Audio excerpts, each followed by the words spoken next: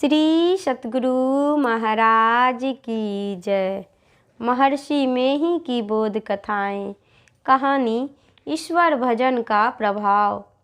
नीच से नीच वर्ण के लोगों में भी अध्यात्म पुरुष हुए और उच्च से उच्च वर्ण के लोगों में भी।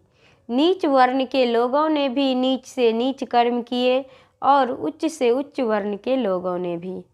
वाल्मीकि पहले रत्नाकर कहलाते थे। वे ब्राह्मण के पुत्र थे, लेकिन संग दोष से बटमार लुटेरे हो गए थे।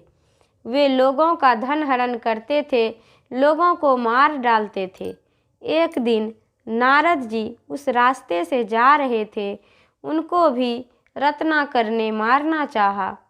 नारद जी ने समझाया कि तुम जो ऐसा नीच काम करते हो, इसका जो फल है उसका कोई भागी है। रत्नाकर ने कहा कि मेरे माता पिता और स्त्री पुत्र भागी है। नारद जी ने कहा कि उन लोगों से तुम पूछ आओ।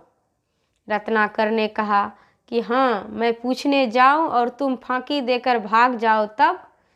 नारद जी ने कहा तुम मुझे वृक्ष से बांध कर रखो और परिवार के लोगों से पूछ आओ। रत्नाकर ने वैसा ही किया। रत्नाकर ने अपने घर पर पहुंचकर माता पिता पत्नी और पुत्र से पूछा कि आप लोगों के भरण पोषण करने में जो मुझे पाप कर्म करना पड़ता है, उस कर्म के भागी आप लोग होंगे। परिवार के लोगों ने कहा कि हम लोग पाप कर्म के भागी क्यों बनेंगे, आपका पाप आप जानिए। यह उत्तर सुनते ही उसके मन में चोट लगी और उनको ज्ञान हुआ। वे दौड़कर वापस आए और नारद जी के पैरों पर गिर पड़े।